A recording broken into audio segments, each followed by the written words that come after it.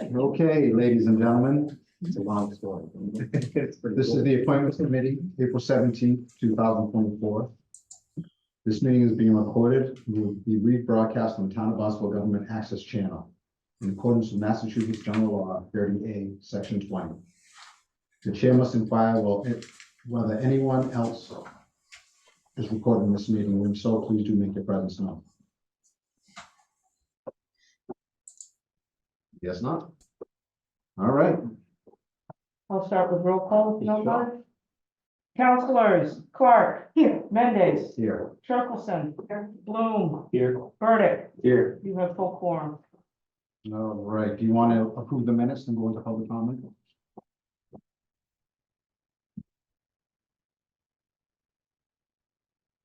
Oh, come on in. Have a seat wherever you're comfortable. Hi, Emma. Hello. How are you? I'm good. You can have a seat wherever you're comfortable, sir. Ma'am.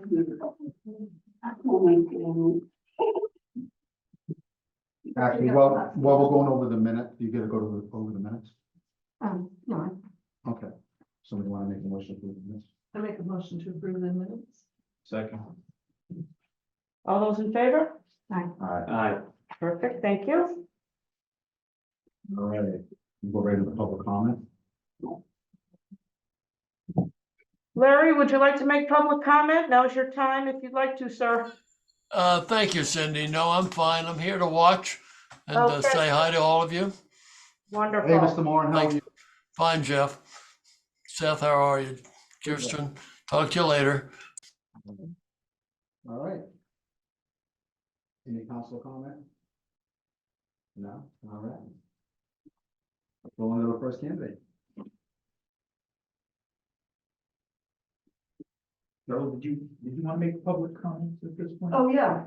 Is that all right? Oh, yeah. Public time. Public comment, yeah. So I'm here, and I know these, oh, sorry. We want to be able to say what done. I have a problem with speaking out loud as well. So I'm here in support of your applicant, Emma Sawyer, for the Youth Commission. You should identify yourself. Oh, I'm Cheryl Powell. I'm Chair of Human Services. I'm also Chair of the HHDC. And somebody just said I probably on more commissions than most people, so and it's a pleasure.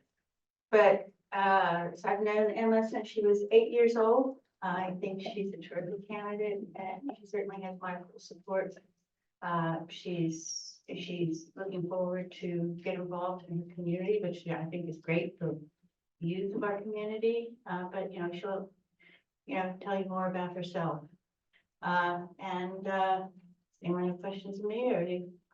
Thank you for letting me speak in support. Sure. All right, we'll close public comment.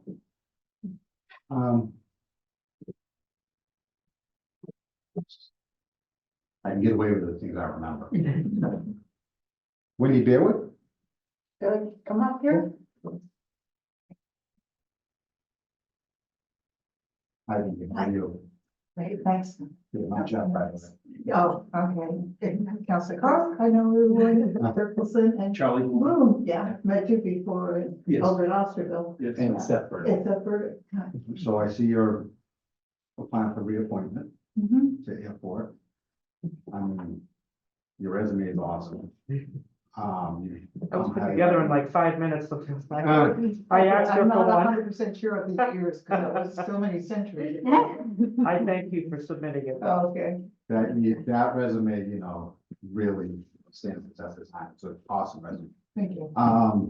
And you're highly recommended by other commissioners.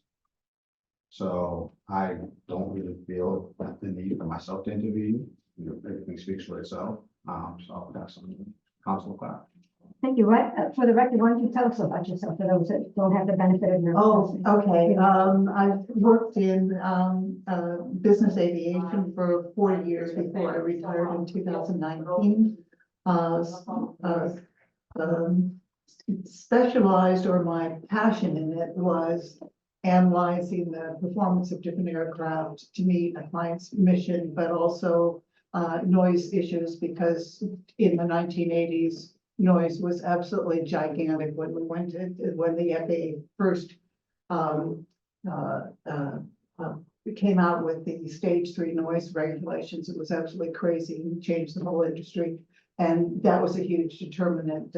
So I remain very interested in noise and the noise issues at the airport because it's tough for people. I live at the end of Wheeler Road where the DC-3 from the Cape Cod airfield makes a turn.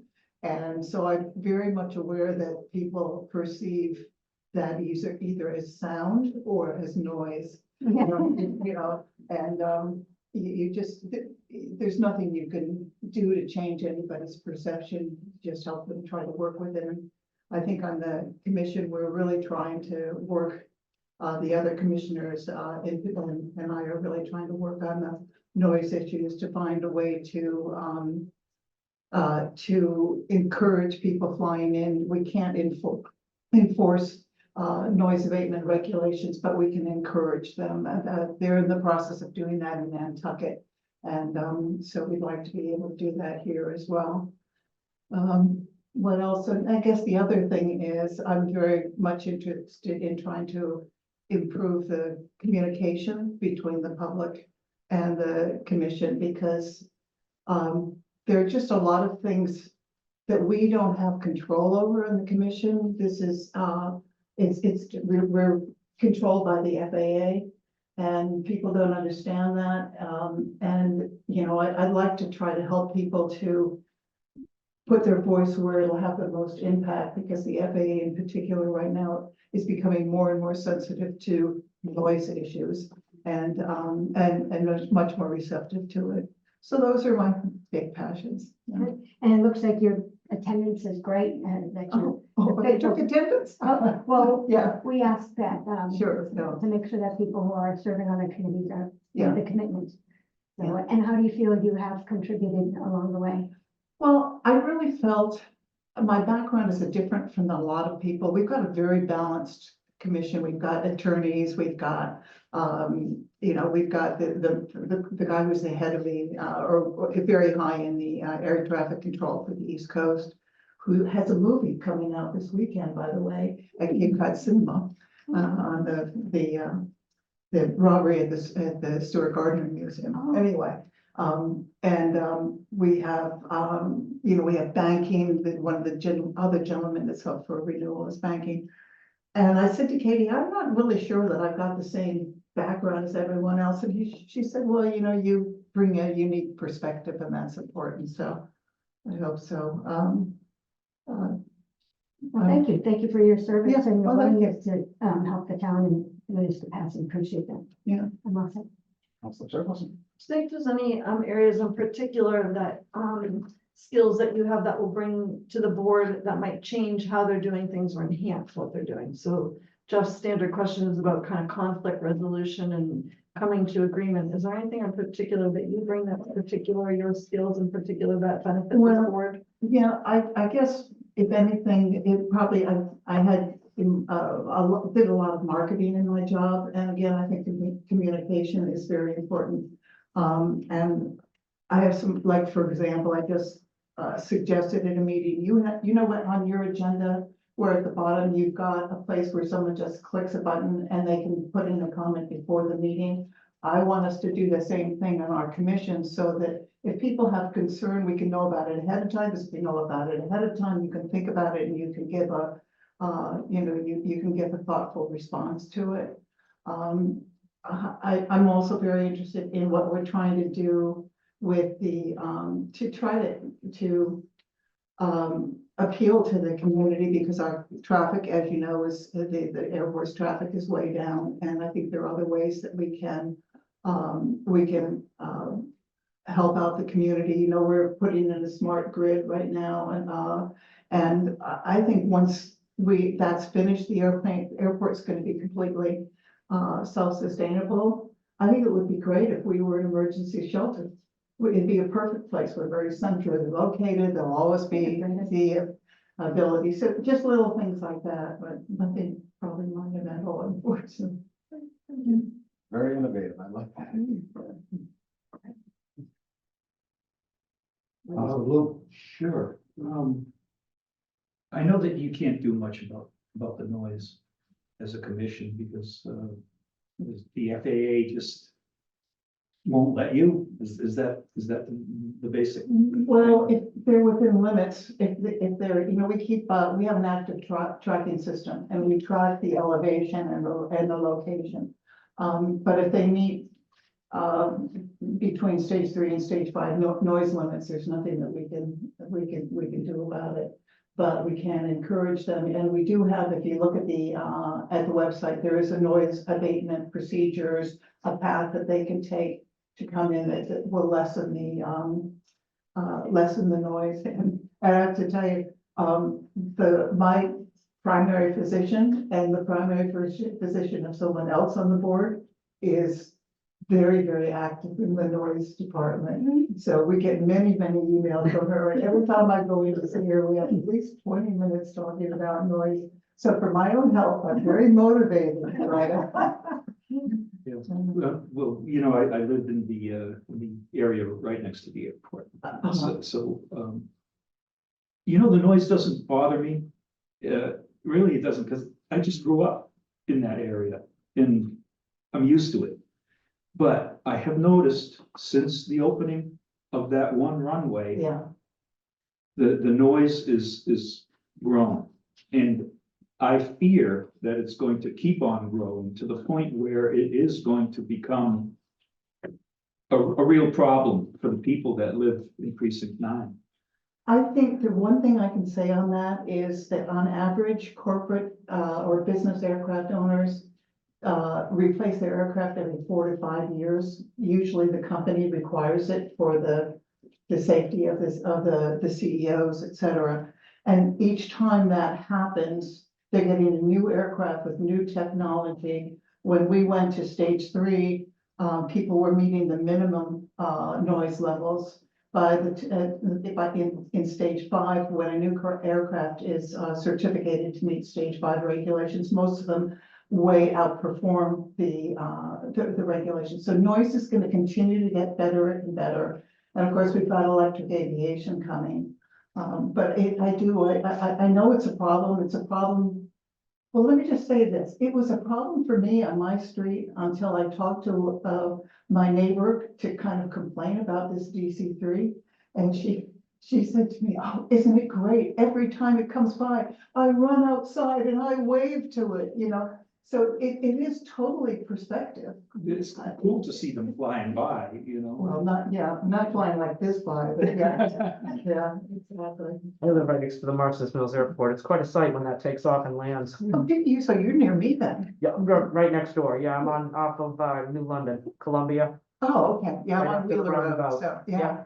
Yeah, it is quite an experience to see that, but my neighbors too, they used to say the same thing, the noise, and the airport's been there forever and a day. So if you didn't want to hear the noise, I have a really. why'd you buy a house next to it? If I could share this one thing, I had a really interesting experience. I went over at 6 a.m. to my doctor's house and I parked outside to listen to the noise because she was telling me when the noise patterns were.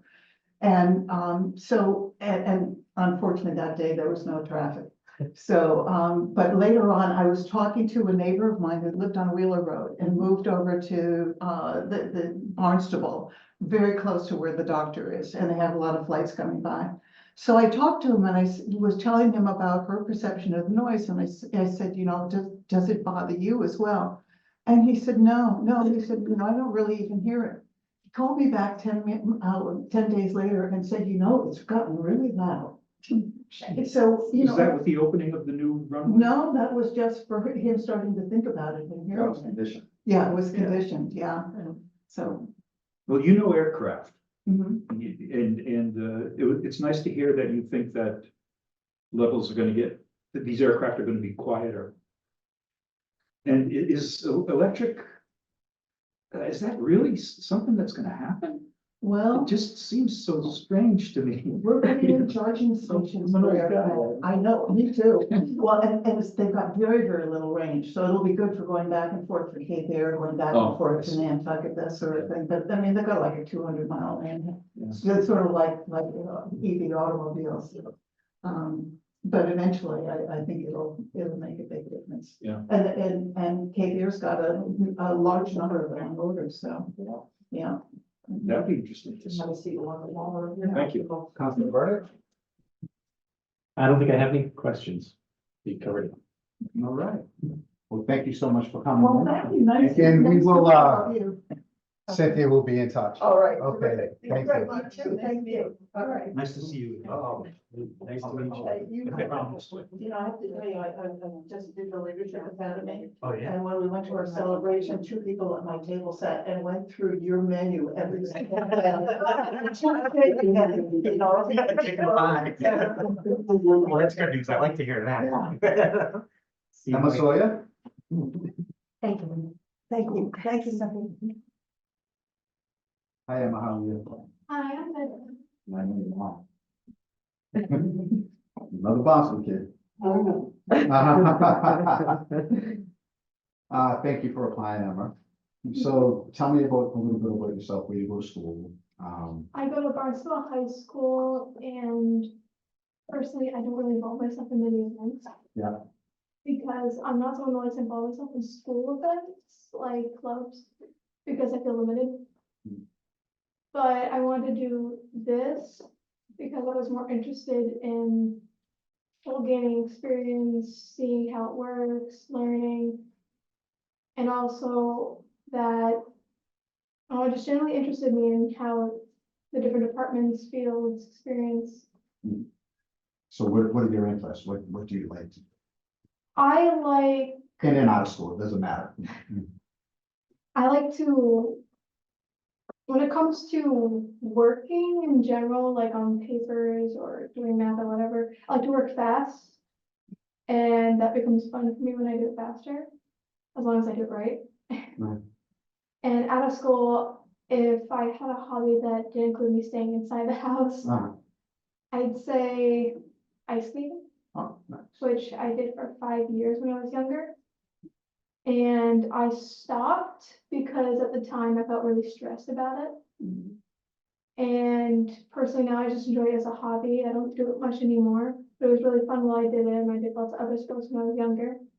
And it was really fun. Like first I did softball, then I went into ice skating, then it was golf. I did roller skating for fun. I did like no lessons. I just went there once or twice to do it. And I also did volleyball. I did swimming for a week. We've all been there. I couldn't go up the stairs much anymore. So yeah, I'm not really someone who likes to indulge in too much physical activity because I get exhausted easily personally. Okay. So I have low stamina. Okay.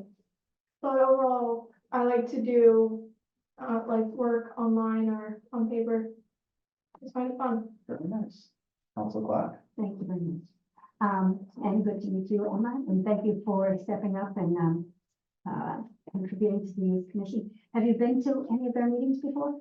No, So what drew you to become involved other than you were looking to find out about department? I was, before learning about this, was interested in learning about child psychology.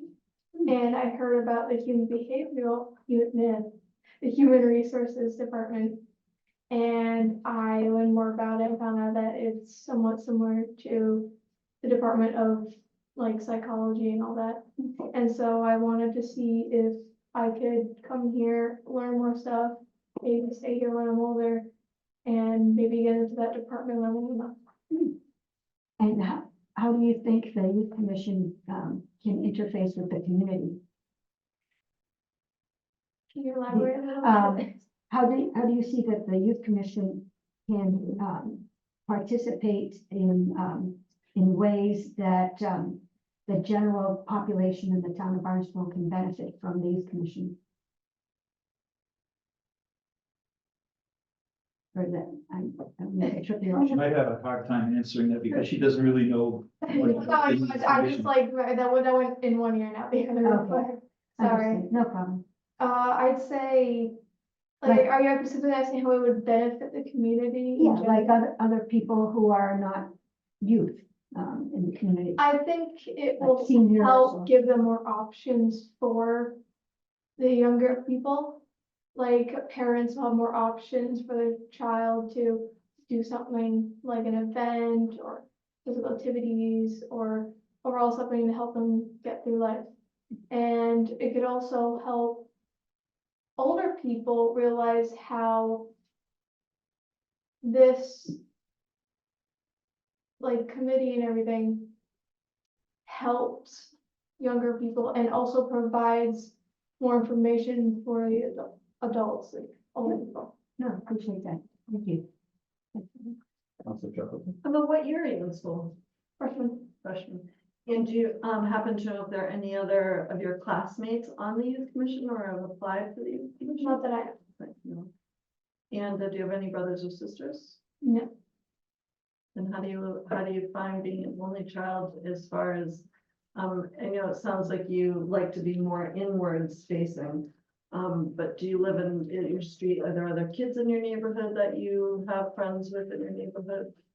I don't.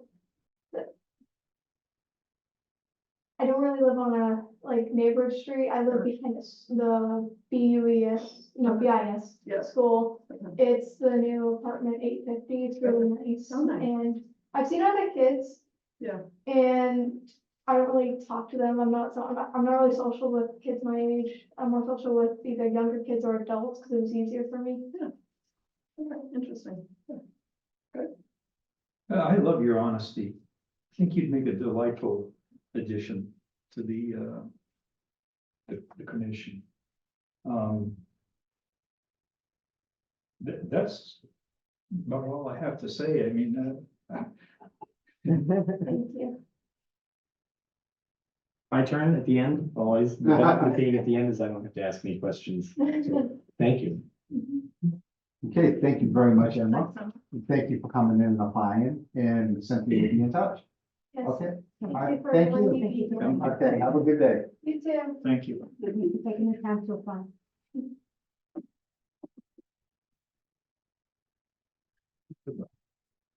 Jeff Brown.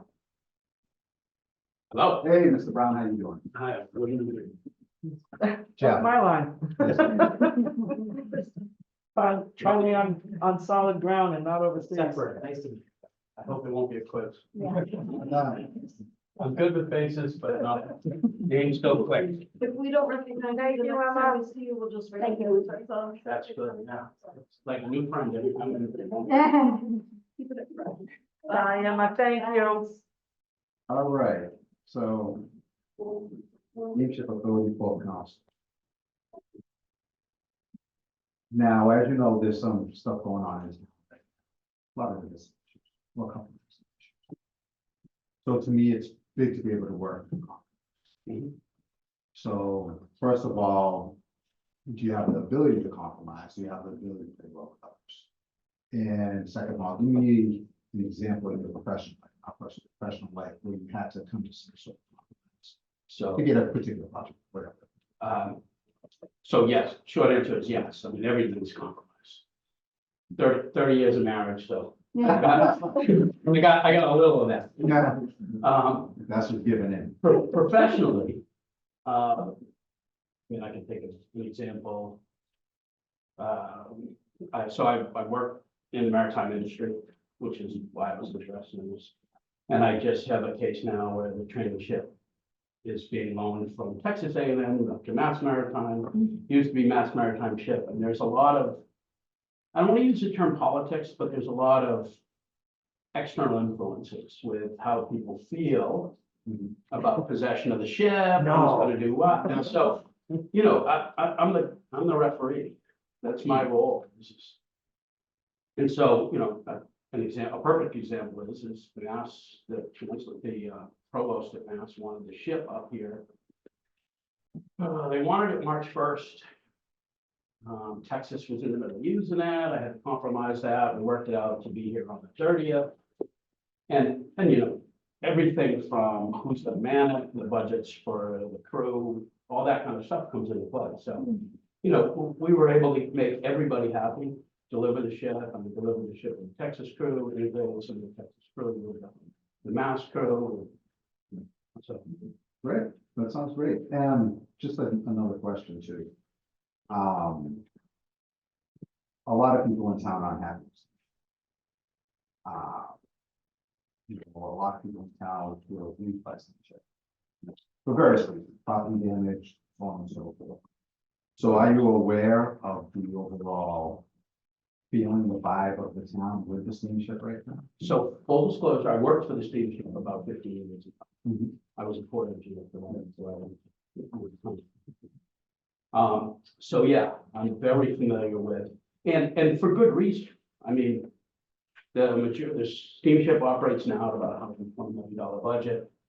Big chunk of that budget is from parking, which, you know, is 100% supported by the town. They're not in the tax base. Now, we do have the embarkation fee, $1 per ticket, which, you know, of course, we pay. We get 75%, they get 20, Yarmouth gets 25%. So I get it. I get the feeling. I mean, every piece of freight that goes to Nantucket goes on Pleasant Street. Comes across our, so I see it, and I see it when I go to Bradford, when boats come in. And there's no easy answer. I mean, there's no magic pill. A lot of people look at running out of New Bedford as an option, and that would be a Port Council kind of discussion. And it is, but it's not economically viable. I mean, it increases the trip by 2 hours. And if you're a Stop and Shop with a driver and a truck. So there's got to be a way to either make it economically viable for the consumer. And maybe that's through the Enabling Act that some of that money is subsidized if they do, if we do off-gate trips. I mean, so the short answer is I think I get it. I don't know that I know the solutions. I know that I think engagement of the council is important, so post-port council meetings, post-board meetings, knowing what the vibe of the room is. I mean, I'm sure you guys see the minutes and all that, but what was the side talk? What was the vibe? And being able to get that to the council and say, hey, I see this is the direction we're trying to push. Are we supportive of it? Are we not supportive of it? I mean, that's the kind of thing that I think I can offer just with a lot of experience in the industry. Sure. All right, great. Thank you, Council Class. Why don't you go with that? So you didn't have to feel. Well, I don't mind. You guys can ask all the questions. Go right ahead, you first. Thank you. And what is it that you did for the steamship? I was a port engineer. So a port engineer, it's basically a project manager for ships. I managed maintenance and repair. Matter of fact, I did a conversion to the Nantucket back in 2007, where we cut the wheelhouse off and redid all the. So that was one of my big projects. Yeah, it's very serious.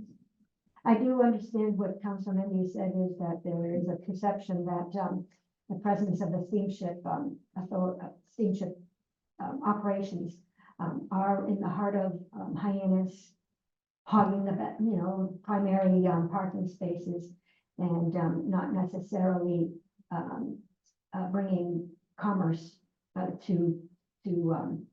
to the town of Barnstable, so that that there is a perception from some that the town of Barnstable is being used and not necessarily a beneficiary of the steamship in the big picture of things.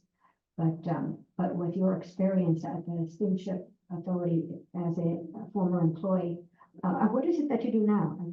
I work for the U.S. Department of Transportation Maritime Administration. So Oh, I manage school ships, the training ships. So we're building 5 new training ships right now, so I'm involved in that. We have some 4 legacy ships now, 1 is gone.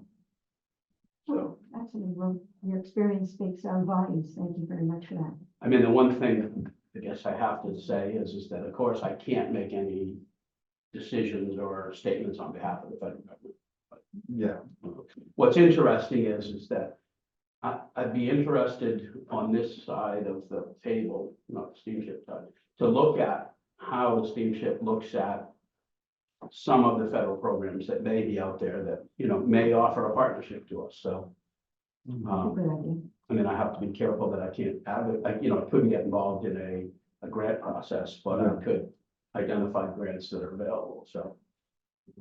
And there's a lot, the National Marine Highway System is one that I think we're involved in, steamships involved in, and therefore the town, because of a port, but what's the benefit, what do we get?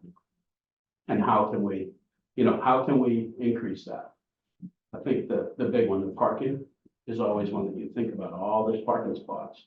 Steamship makes more than 50, I think it's around 50% of the revenue. I haven't looked at the annual report a couple. Yet, it's all taxes on properties, what is the town really getting out of that? And how can we use the council and our legislative delegation to look at the Enabling Act and say, where's their room? Because the Enabling Act talks about transportation to the island. I don't believe the Enabling Act covers the parking at all. And the wear and tear on our roads. Sign them up. So, I mean, You did hear it here. but so those are things that I think we as a community should look at, How come, and I'm not sure that the steamship is against it.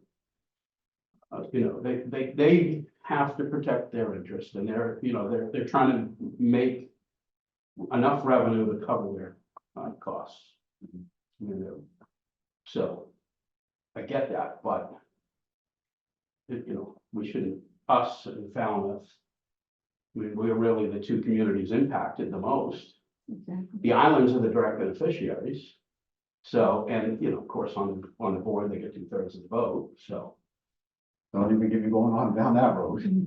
So I think there's the port council and the board, our guys, we can have some influence, and it may not be directly at the board, but it may be just enough to get information from the board to engage the council, bring in the delegation, and make stuff happen at the State House.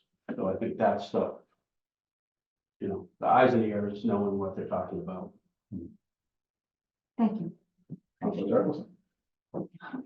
I guess I'm always curious why this board at this time.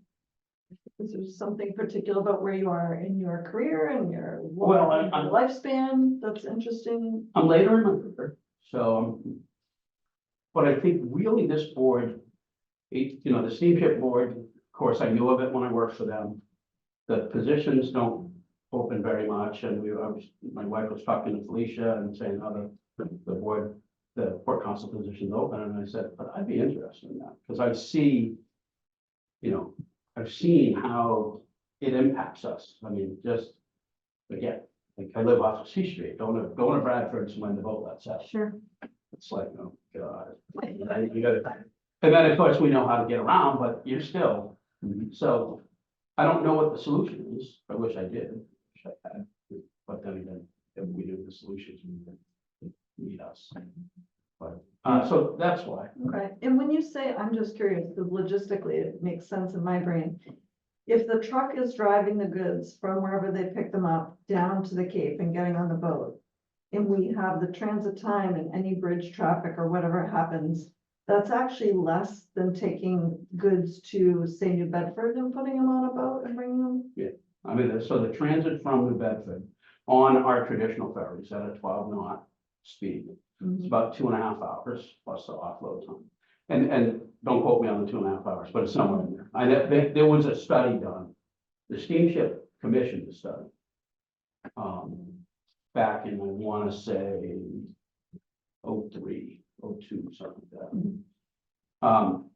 But it's 45 minutes from here to New Bedford, 50 minutes, and then you're at the boat. So, and what happens is a lot is the steamship authority has drive-on, drive-off service for trucks, not hazmat and for cars. So the trucks come down, they have a driver on the other end that unloads it. So there's an efficiency there for the vendor, the commercial one. But there should be opportunity, I mean, if it's just throwing a number, $150 to take a truck to Nantucket from here, if it could be subsidized to be $80 from Nantucket, now it might be viable. And is that an option? Is that a way to do it? I mean, the fuel burn It's significantly more fuel burn, so you get into the environmental stuff, and there's a lot more to it, it's not as simple, but I think there's a lot of ways to look at this. You know, the same as a parking. I look at parking, you go, okay. Is there a way that through the enabling act, we can have the legislation put in that the town gets X percent, you know, $5 off of every car, $3 or.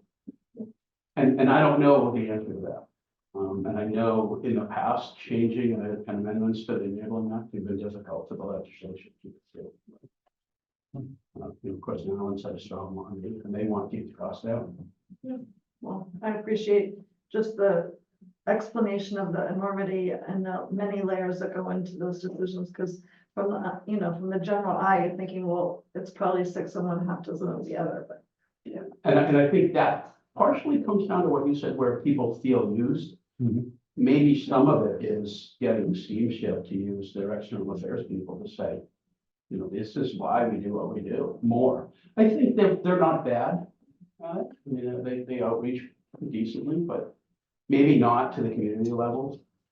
I don't know, I don't think the steamship has ever been to the Pioneer Civic Association. Well, you know, not to interrupt, but what it is everybody, I don't care who you are, they just want fairness. Mhm. It's not that people are against stuff going over to the, you know, to the islands, right? That with their life, that's fine. But we as a public don't feel like we're being treated fairly. You know, with the damage that happens to the roads, the wear and tear on the roads, if there's a problem, it's our police department, if there's a problem, it's our fire department. You know, and so on, and the traffic and so on and so forth. And So that's that, and I'm just trying to, you know, steer away at what the problem is. I think, Yeah. and I think it's true, it's a valid concern, it's not a, you know, that's not even like, oh, did we perceive it wrong? Yeah. Although, because that's the reality, everybody comes down Pleasant Street to get in, or they, you know, I mean, and if they know how to get around, they block traffic coming off of 149 down 28, if they not, they come 132 to the airport rotary and clog that up. Mhm. Either way, it's traffic coming into this. Yeah. Part of town. Yeah. So I don't think you get around that until, or without, major structural changes to how the steamship operates, and I don't know that you're gonna, you might be able to cause incremental change on that, but I don't think anybody could make a major structural change. Yeah.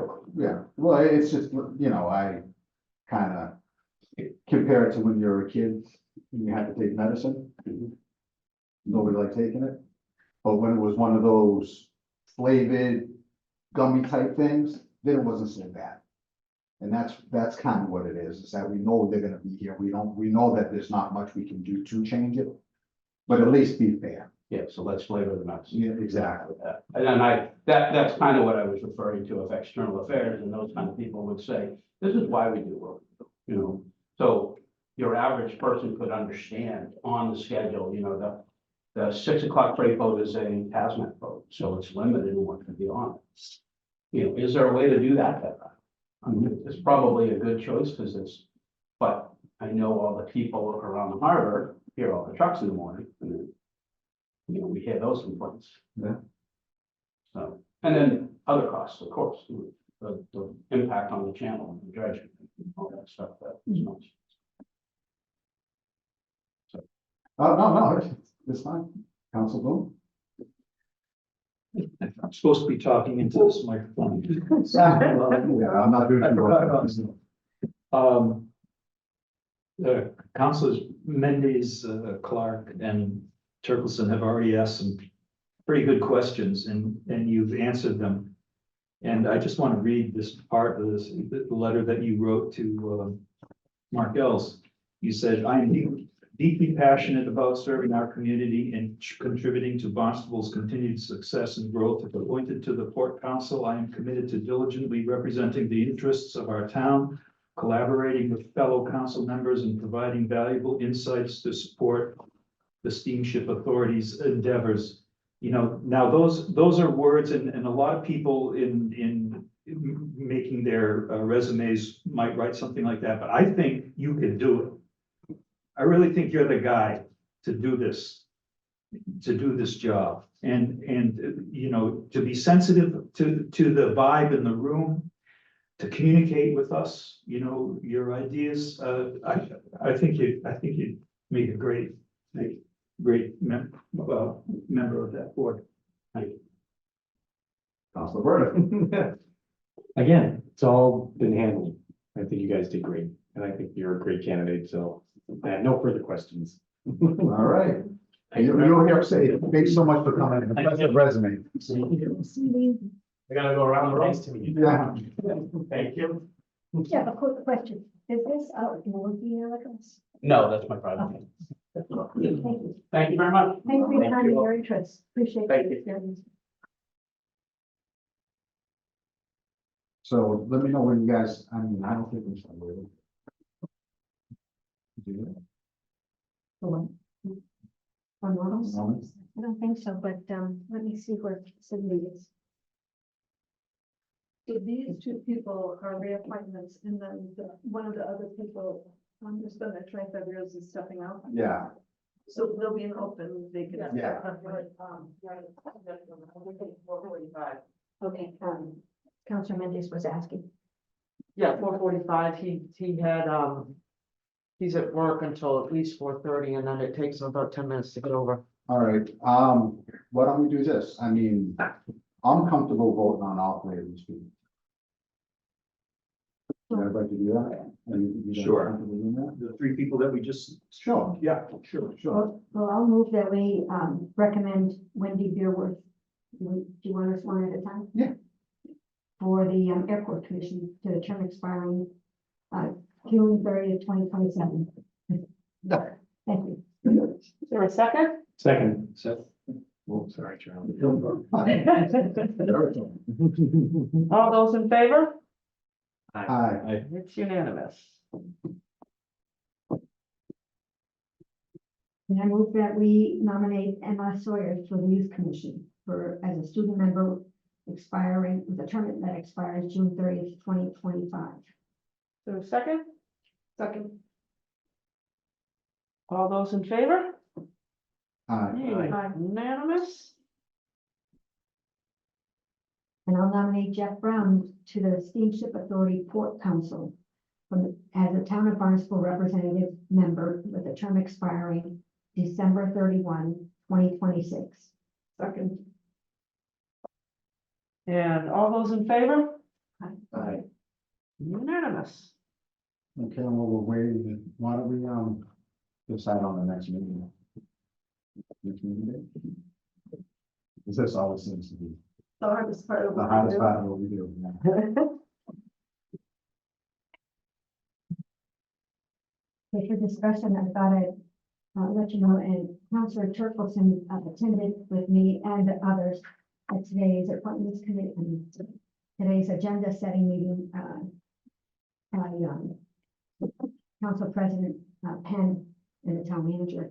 And I asked, would it be reasonable for us for an extension for the two committees, ad hoc subcommittees, for which this committee now has to make appointments? And she recommended that we double up on meetings if we needed to. So there's within that town council ordinance that we have to have the recommendations in by May 1st, basically 2 weeks from now. That's not let you know. Okay. What's the status of the applications for those committees? I Do you have any have, word on that? I have received 20 of them For just from the public? from the those two? public for those two committees. So, yeah, you can split it up either way, 10 and 10, 5 and, Right. you know, however you want to do So it. is it a closed thing now? No, it doesn't close till April 19th. Right. And just so you guys are also aware, there's been a request for written determination filed regarding the town of Barnstable ad hoc committees. It was sent to Eve Slattery, the general counsel at the Massachusetts State Ethics Commission. And this person would like the meeting or the committee, both of them, to be stayed until a decision is made on whether or not they're municipal employees or special employees. So I have not heard from leadership as I just received this at 3 p.m. Do you have a copy of it or multiple copies of it? I can get multiple copies, but yeah, he basically is questioning whether or not what was stated as far as taking the conflict of interest, if they're just ad hoc committees, are they protected by the open meeting law? So that's a determination that he has written to the state ethics committee. Who did? To determine. A gentleman, Martin McNeil. Martin McNeely. Saying that that the possibility that these are not covered by the open meeting law because they're ad hoc committees? Yeah, if you look. I'll have to read it. It's Yeah. fine. I'll read it. I thought we were going to be open I was gonna say, I meeting thought they anyway. were all. They are, but he's questioning municipal versus special employees. When people are put on committees, we've done it in the past where the town attorney has put an item on the agenda to say, they did it with the Economic Development Committee, the EDC. When the BEDC, terminated, they put in the Economic Development Committee. And those people that were put on that, appointed by the town manager, and some of the people on the appointments committee consulted with them, they were deemed special employees. So I think that's what this gentleman is looking for, as far as, are they special or are they considered municipal employees? So he's looking for a decision from the ethics board based on that. That's just a copy of the agenda that he was referring to. Thank you. So I have not heard, to be honest, from legal, if this is even an issue, but I just wanted you guys to be aware, since we are the appointing authority for these ad hocs. All right, well, So we have from the 19th until the end of the month to pick from the 20 or however many it may end up being. A total of how many people? There's 20 applications that you have The to, whole, the openings are, are 5 counselors and 4 so residents. eight total for 2 committees that we would have to choose or recommend to be, okay. And if you wanted to, these right here are the, permit applications. Mr. Moran is one of those gentlemen. Those are the people that have submitted so far that you'll have to interview.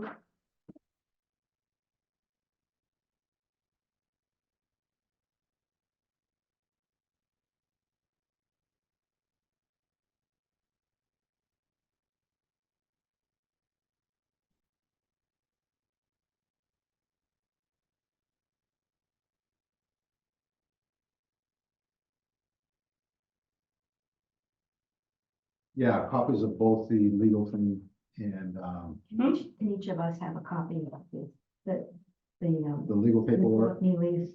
Oh, sure, yes, let me, Thank you. yeah, let me get that for you. And this also. Sure.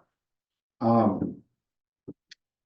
well, let's move like we're gonna do these appointments, I agree. so, So the end of the month, May 1st, when this is supposed to be done by, is 2 weeks from today.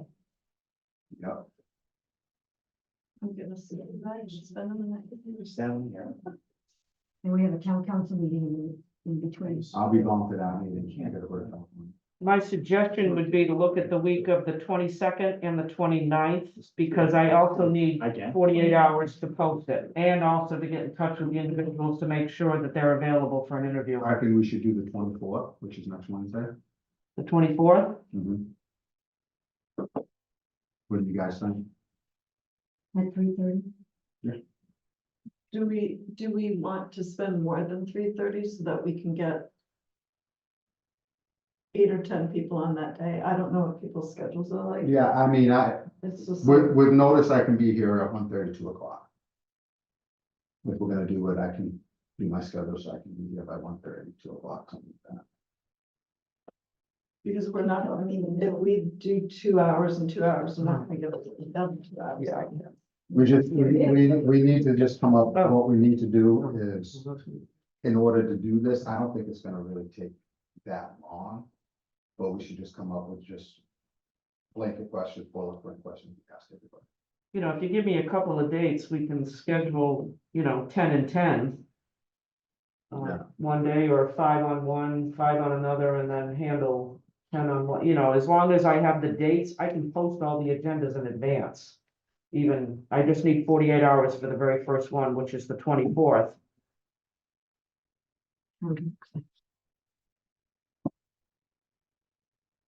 Well, I'm happy to come on the 24th. Jeff's gonna be gone.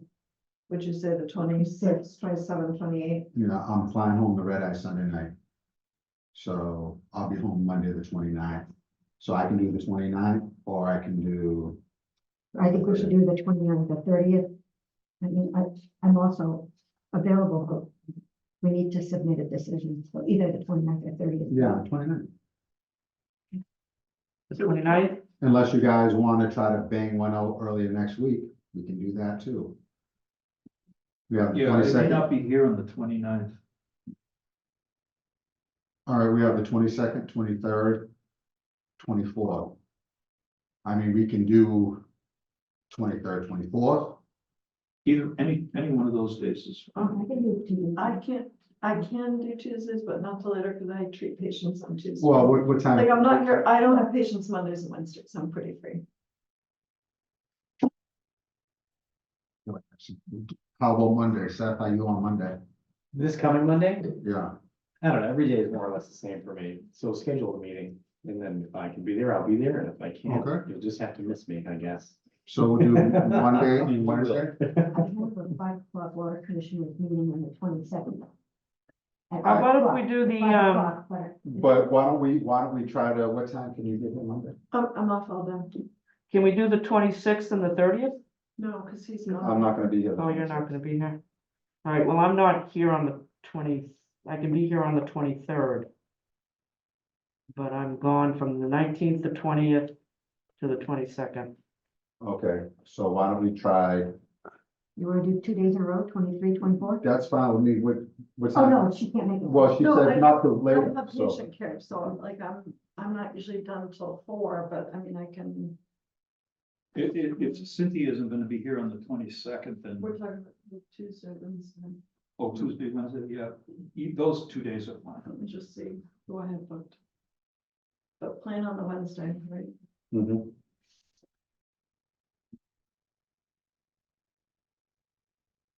And what time on the 23rd? 4:30? No, let me just look at it. Oh, okay. If I have Sorry. my patient schedule that way. You said you can't make it on Monday? I'm traveling back Okay. from Pennsylvania. It's a 7-hour drive. I mean, I'll be here if you want to do a 4 o'clock. That's fine. No, you try. You try.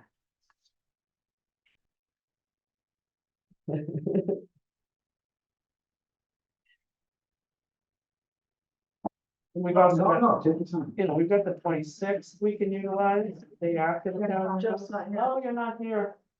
Okay, This is sorry. interesting. Wait, so, sorry, I'm still reading this. I haven't read it all. No, well, you guys can, we'll talk about it later. I'm just curious. I don't think it's a great consequence because the meetings will be open anyways. I'm just not talking about it relative to, I'm just saying, did you read, well, we can read, and then you can, it may not be a consequence, but I'm just interested in the contents of it. We're looking at the only copy we have.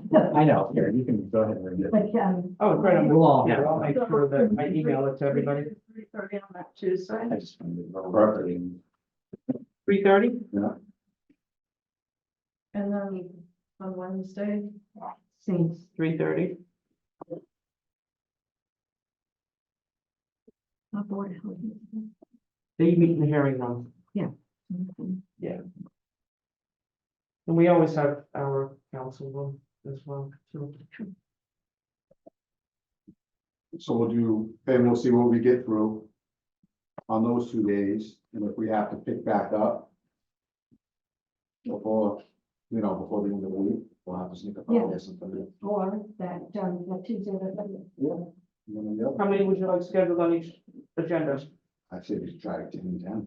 Okay, What do you guys think? Or do you want to push it to the 30th and make it over 3 days? Well, I think the reality is that some people are not gonna be able to come. We should try to book as many as we can, because if they can't all get scheduled, then they're all gonna have to. They can make them- Zoom. But I'm Felicia, saying, like- yeah, Felicia also said to Yeah. get it done, we could offer them, if they can't come physically to the building. The committee members, yes, but the applicants, they can Zoom in for their interview. Well, look, like we said, I guess if you wanna be on it, you're gonna have to work your way around. Making yourself available. So that's what I think. I mean, I. Do those two and hold off on the 30th to see how many you get? Yeah, that's what I Okay. think. I think we try 10 and 10 and Did you hear that, Larry? The 23rd and 24th? For the ad hoc committees. I did hear it, and I think it's a challenge for you to, you've got a short calendar on a long trip. I know, I know. Yeah, yeah. But we're gonna forge through and see how many we get done on the 23rd and 24th, and if we need be, we'll meet on the 30th as well. That's fine. I mean, fine with me. I mean, I'm very interested in how you're planning it, so. And then this is for the ad hoc committees, right? That's correct. The one you put in for? Yeah. These Okay. are those interviews. Yep. Okay.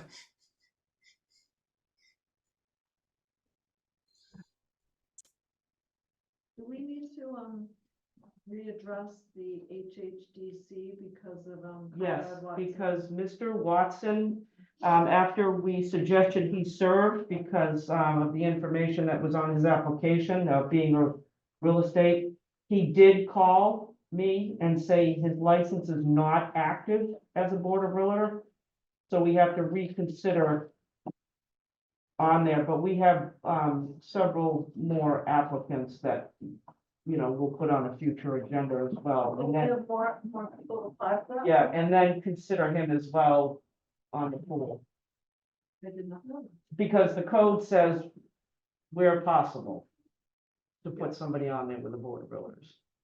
And like the chair said, they've got a very good mix right now and a good board that performs well, so. That's, are there any realtors on there now? I don't believe that there were. Oh, are there any other realtors that apply? No.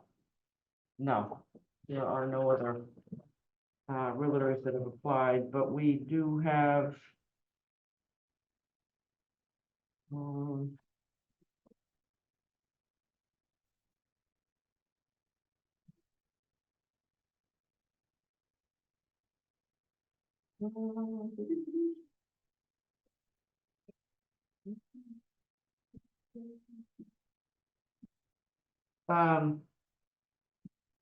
One that was away this week that couldn't come in. And then Conrad Watson, we already interviewed him. So there's two others, Harry Wentworth and then somebody from the Citizens Academy. That when that, yeah, that's our big recruiter. When somebody takes that class, I usually get flooded with applicants. Great.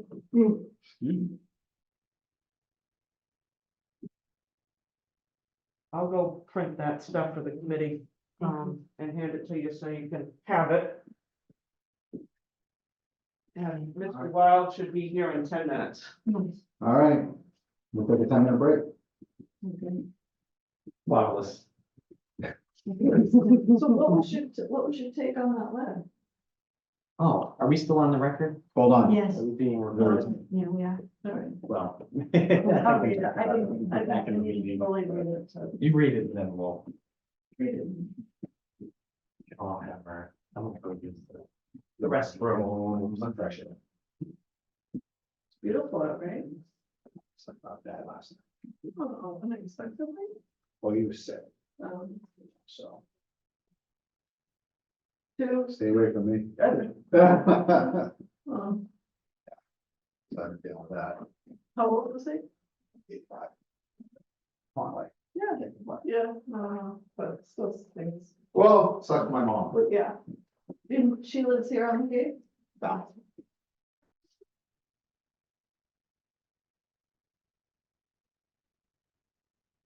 Yeah, Thank you.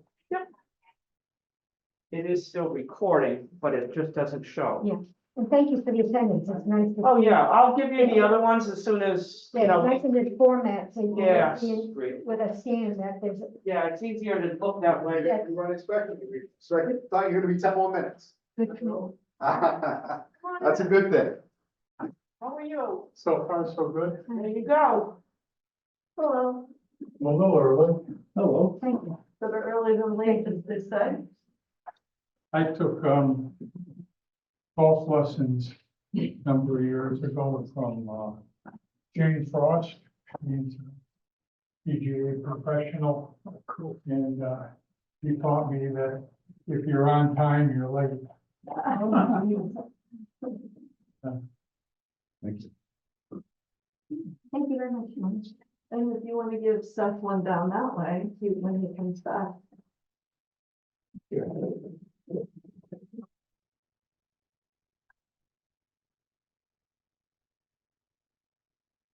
I just put that together so it's something to refer to. Yeah, give us, Great. give us a couple. Yeah. Now we're just waiting for Council Burdick to get back and we'll start the process.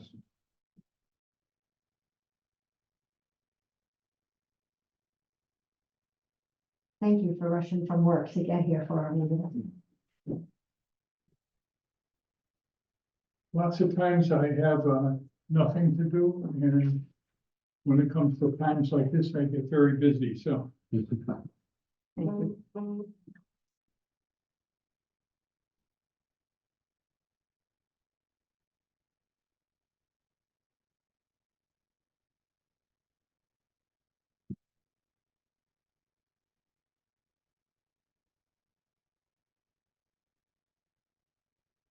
How do you pronounce your last name? Whip? A while. Why?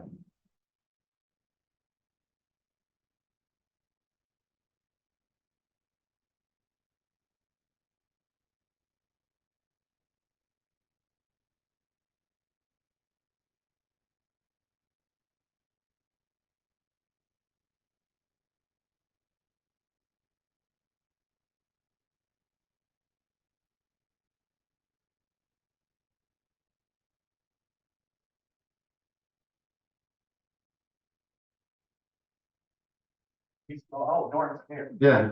Okay, great shoulder. Doing well, how are you? All right. Norman Wheel? Why? Wild. You just told me. Norman Wild, applying for the airport commission, for reappointment. I read your resume. Again, you were highly recommended by other commissioners. You've been doing it for a while. You're more than qualified. We have some very, very good commissioners on this airport commission. It's the best group I've ever worked with in anything, actually.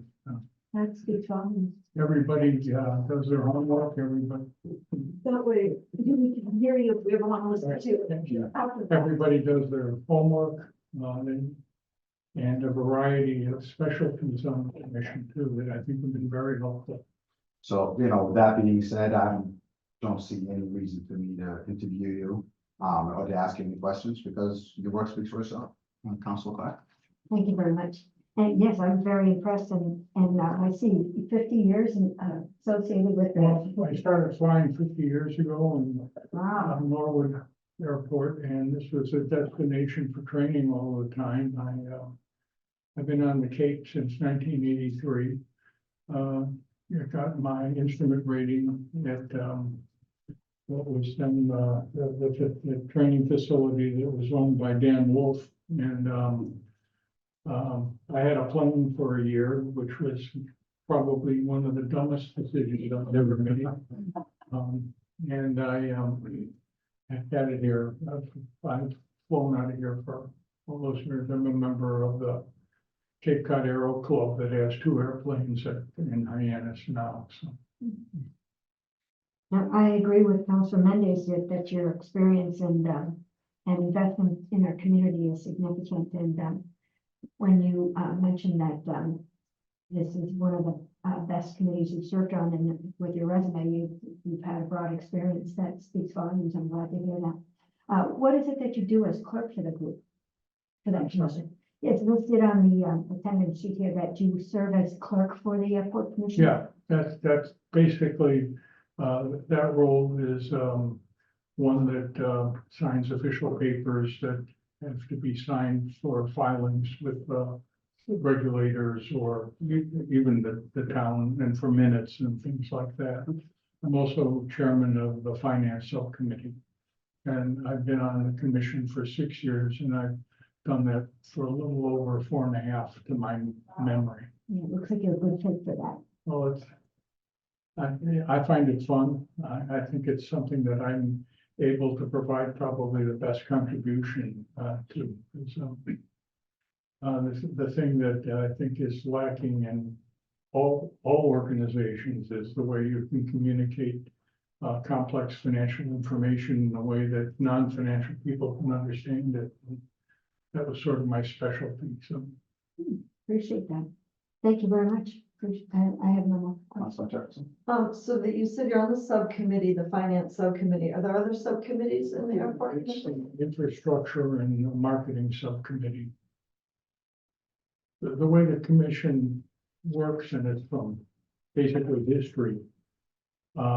We have one meeting a month that's a full commission meeting, and each subcommittee has a meeting, and things that tend to be financial related end up in the finance subcommittee. Things that are marketing or infrastructure related end up in the infrastructure committee. So we do a lot of the groundwork on a lot of the things that ultimately get presented to the full commission. So we would make a recommendation on a contract from a financial point of view, making sure that all the due diligence has been done on that. And do you find that most people attend all of those meetings, or they just really stick, if the subcommittee meetings are really just the subcommittee people show up? Well, the subcommittee, curious. it's generally the subcommittee meeting, members all show up. Generally, the chairman shows up depending on his availability, and I would say that's probably at the 90% range. Occasionally, and we want to be careful with, open meeting violations, so he's an audience member and not a participant per se. We get occasional people come in. Councilor Lutke has attended at least a half a dozen to my subcommittee meetings, to my memory, as an example. If there is something that requires subject matter expertise, or there's somebody representing a contract, those kinds of people would show up and present and support their argument for us. So, And as far as, I did read the opinion of Anderson and Krieger on kind of converting the airport and moving the airport down to Otis. Were you at all involved in providing the financial background of that to Anderson and Krieger for that? No, I think there's a lot of work that needs to be done on that. My understanding of it is that they were brought in to give the legal perspective on what hurdles could exist if that was to move forward, and to provide support for, in general, for the idea that, the whole idea of the transportation infrastructure should be studied, and from an overall point of view, what's involved, and it's pretty complicated. I've learned over the years. The airport's much more complicated than I thought it was when I first joined it also. So, And are there any particular areas that you think the airport, from a finance standpoint, that you bring a special expertise to, that you can help kind of guide the airport into a more helpful situation financially? well, I can give you a general example. Everything that we got as far as financial information were tables, lots of pages of statistical information. One that is the subject of a lot of discussion that has gone on would be an example of the traffic volume and passenger volume that comes to the airport. And we'd get sheets of paper that would have great length, here are the numbers. That's really nice. I was one who pushing to make sure that we move to more graphical presentation of that data, so that it's a lot easier when you look at that graph and you see it go like this rather than the table of numbers. I think that has helped everybody to understand where to focus attention. That's just one example. Good idea. I can put you to sleep with the next one, which is the municipal accounting, which was not my background, is cash basis accounting. And that is a very, very poor method of making management decisions about the way things should operate. So we've spent more time looking at numbers that would be more realistic from a business perspective. And fuel sales is a pretty good example of that. And looking at the fuel business as a business in and of itself, as opposed to just the airport. The fuel business distorts numbers in a lot of ways. You take that away, it makes it easier to look at the total picture. And how often do you fly yourself? Not enough. Right now, I haven't flown a lot, but I typically would go 2 or 3 times a month. We've had, you may have noticed, pretty miserable weather. The club aircraft, we have 3 aircraft in total, and they're all like me. They're getting older and need more maintenance. And they, 2 of them, they had major maintenance, so we didn't have access to them. But as much as possible, this is the most beautiful place in the world to have a boat or fly around in an airplane. So. Excellent, thank you. Council Bloom? What happens when you collect a lot of information and who do you present it to on at the airport? How does the decision-making process work? Well, I mean, from a financial point of view, or just in general? In general, you have marketing, infrastructure. Basically, the subcommittee would be looking at something and then do the nitty-gritty work. Sometimes there are outside people that come in and help. Some things, probably on the finance subcommittee, the attorneys that you mentioned have a specialty in aviation law, which is pretty complex, and they would take a look at a lease and not only look at it from the perspective of what is a good lease and does it meet the standards that the town requires and all that, but does it also comply with what the FAA is involved in?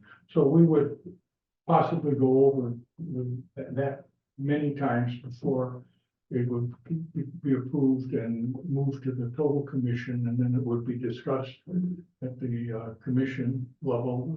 Katie Service would be then presenting it and presenting all of the supporting materials and voted on. And that vote would make the final decision? Yes, the total commission makes the decision. Okay. So we make a recommendation. It doesn't, I can't remember when the recommendation was not accepted. But I have many occasions where it's been strongly debated. Those things are generally larger issues than, a typical renewing of a simple property lease that may exist. The development of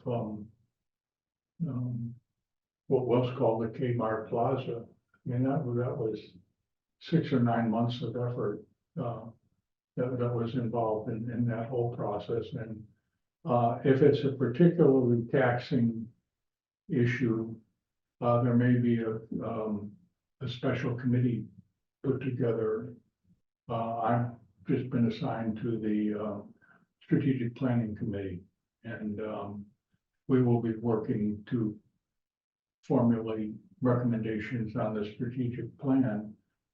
They will only be providing us a basic framework at which the total commission will be looking at and arguing whether that should be used or not. If you could guess as to where the airport is going in 20 years, what do you think where is it going? Where's it heading? I think, well, there's probably the biggest change that I think we're gonna see is in electric aviation. And in 2025, the two top providers of that type of transportation will be certified by the FAA. They will have 5-passenger aircraft that will be flying. They are looking to be kind of the Uber using aircraft to do that. The one that I'm most familiar with is Archer Aviation. They're a California-based company. They've already secured routes between Newark and the heliport down in Manhattan. They've got from Chicago O'Hare to downtown Chicago, Los Angeles and San Francisco. Are going to be the first places where they're going to be providing kind of a taxi operation. I can tell you that they have great interest in looking at going to Nantucket from here. And they think they can do at a competitive price, like in the $50 price range, that makes them competitive with the high-speed ferry. They're also looking at it as a means of transportation from here to the South Shore of the Weymouth area and things like that in Bali. So they're looking at it as urban mobility. That's going to change a whole lot. That's why when we look at our numbers, we see the opportunity that's going to change. I don't know that they're ever going to be back to the level that the heyday when you had a 2.5-hour ferry ride in Nantucket or a 12-minute airplane ride. I don't know that that's going to change, but take all of that because the high-speed ferry is pretty competitive, but a lot of people will be interested in that. I think that's going to be the one big change.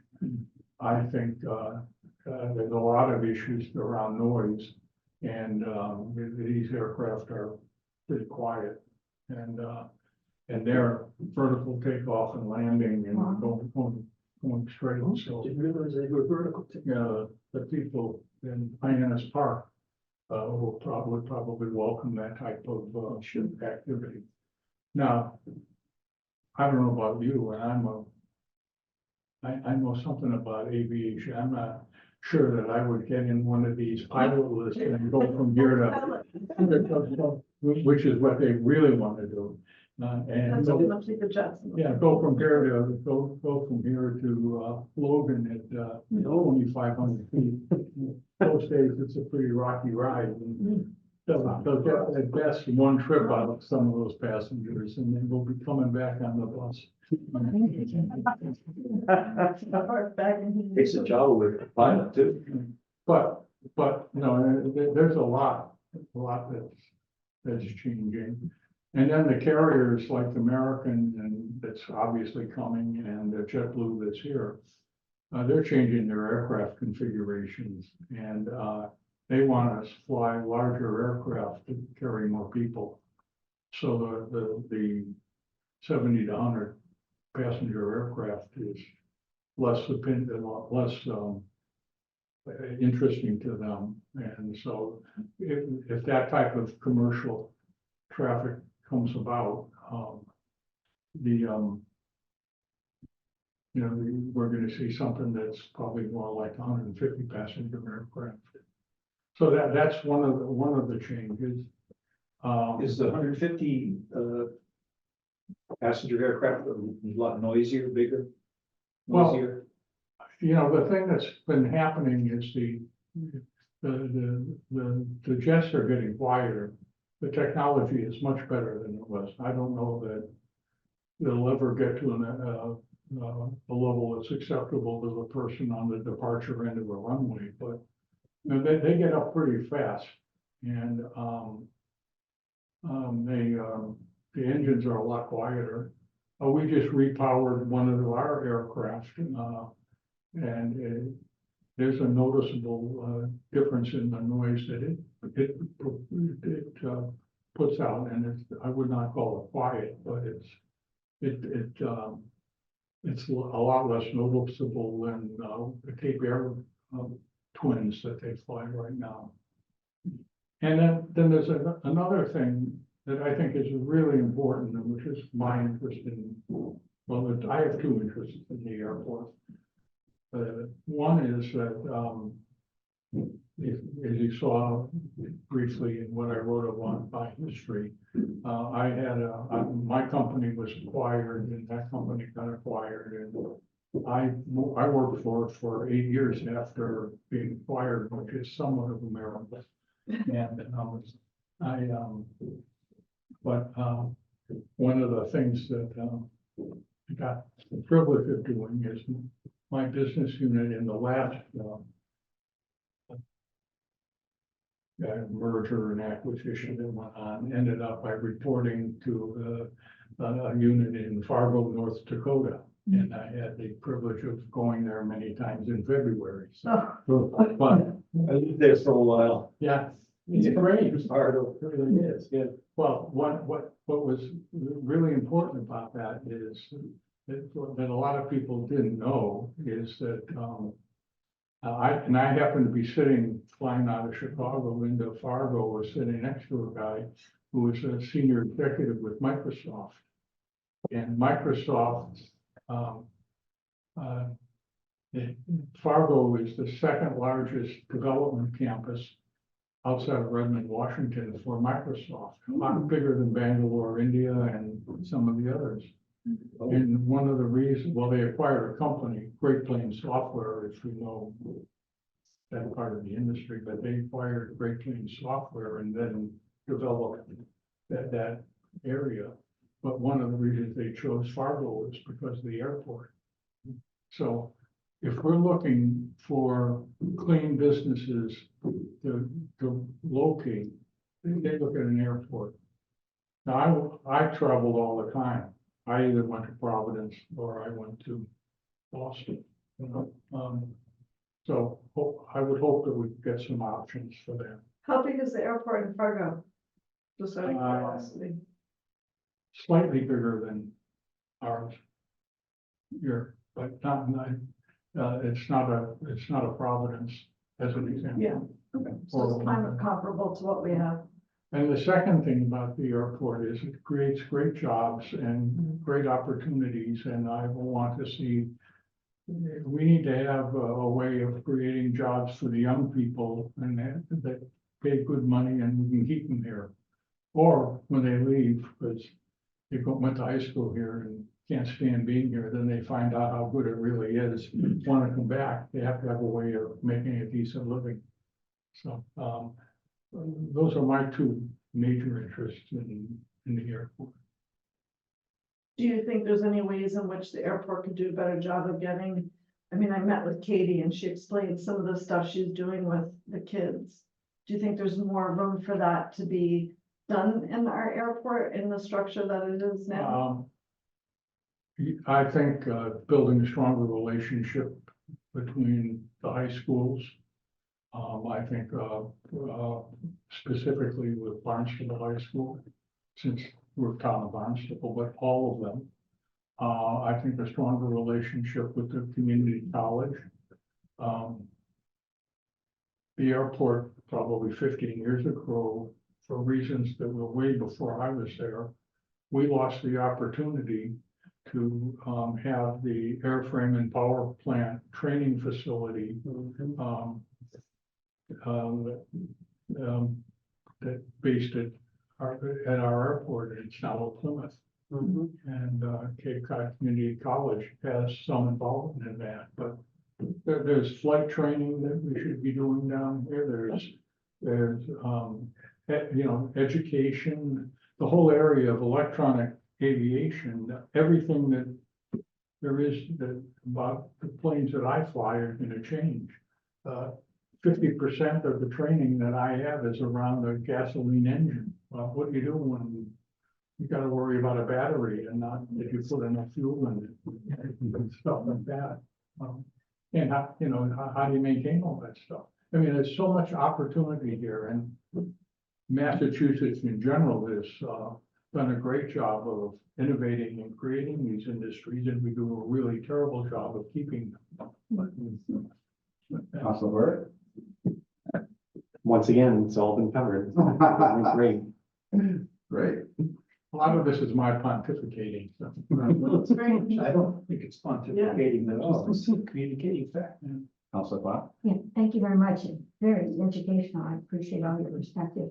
I looked at the website and I don't see any agendas or minutes posted for the finance subcommittee for the airport last year or for this year. They should be. Yeah, somewhere. so as clerk, if you talk to your staff, I mean, it probably, I'm assuming you're taking, it's just not posted. I'll ask about it and Yeah. see that you guys get to know it. I mean, I signed them. Yeah, no, that's why I Read 'em. but also the whole, Yeah. not just the subcommittee, but the airport commission from last year is missing some agendas and minutes posted. So, They should be somewhere. I don't, it may be something to do with the quirk in the website. Yeah. That's happened before, Yeah, but for the public's benefit, it'd be Yeah, good to no, have that definitely. populated. If I could shed some light on that, Chris. Oh, sorry. No, that's fine, because Forget you need to do your due diligence and look for those agendas and minutes, but when we did the upgrade here, Oh. a lot of the information from last year got dropped. I see. So the conversion happened and then it wasn't compatible. Like my database that I use to put everybody into, Yeah. I have to email him still every single time I make a change, whether it's a Ah. comma, a dot, or because he has to manually go in because the access program I use is 2007. And we're in 2024. So you need a new program, is that what you're saying? Well, they're looking into it, but the problem is it's myself and the town clerk. So she has records from the 1800s that are tied up in this access program, and they're trying to figure out how to merge. So right now, what they do is they patch. They'll find a quick fix and then but it's a database that we cannot lose because stuff from the 1800s are in it. Well, all right. Yeah. I Any understand more it's not questions? Your fault. I'm just saying that I noticed. No, From no. the public's viewpoint. Yeah, no, I'll talk to I Sue and didn't- see if we can get them posted again, because I know assume that they're there. she's good, yeah. You know what's in them, that's all that matters. Yeah, no, Thank you for your good work. no, Yeah. I have some expertise with, data conversions too, so. Well, come on in. Yeah. Thank you very much. And I'm not available to do that. Thank you very much, Mr. Wild. Thank you for coming in. Thanks, it was nice meeting all of you. Good to see you, Norm. You know me. Oh, yeah. Once or twice. Thank you. Got your thought on. Thank you. Thank you.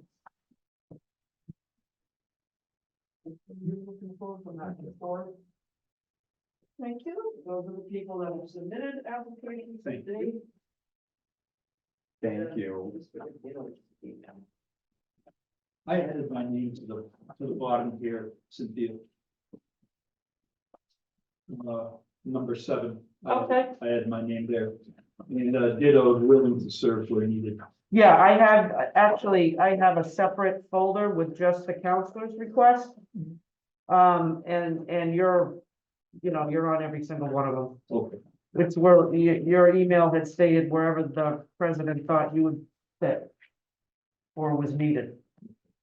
So you are on for all of them. Good enough.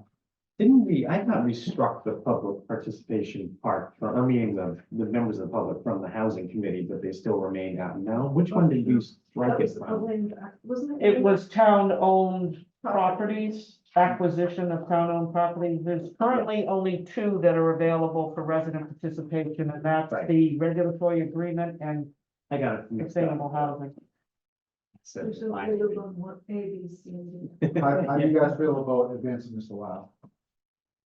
Well, supportive of that. Yes. I'll move that we, recommend Mr. Wild for the airport commission's reappointment. Second.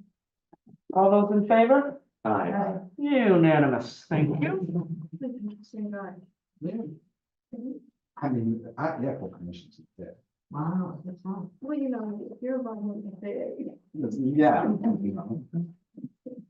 Look at the commitment they have, but they're coming up. Absolutely. All right, any more business? Anybody? So we have our schedule Yeah, and our focus will be seating. Just the ad hoc. say ad hocs. What do we want to do about more reappointments? You have a strategy? Well, I think we do the ad hocs and then we jump right on reappointments the following week. Yeah, I can schedule a meeting, you guys can schedule a meeting in May for all the reappointments. I've heard back from probably 80% of them. Good. I'll list them on an agenda and then you can decide how you want to proceed. Okay. The airport commission, you already interviewed the two that were up for reappointment, so. And there is going to be an opening and Paul Phelan has put in an application amongst some others from the Citizens Academy. So they'll be listed on your next agenda as well, after the ad hoc for consideration. And also we had, that gentleman that we interviewed. Conrad Watson. No, the gentleman who we put on the, Council on Aging, who said he was interested in the airport commission. Oh, Mr. Coyle. Yeah.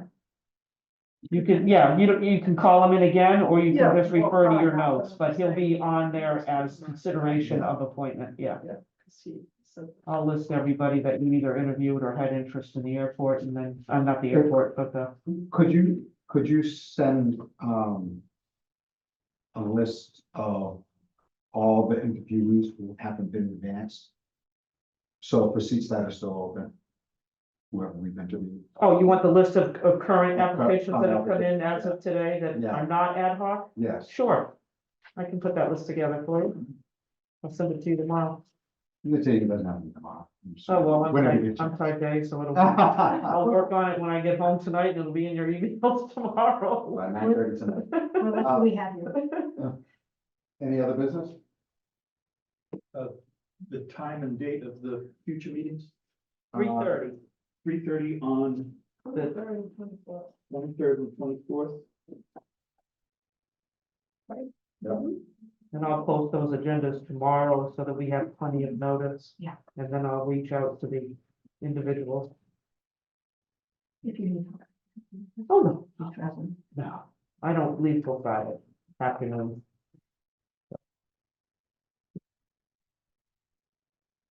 Move to adjourn. Second. they're Third, fourth, fifth. All those in favor of adjournment? Aye. You are adjourned at 5:04 PM.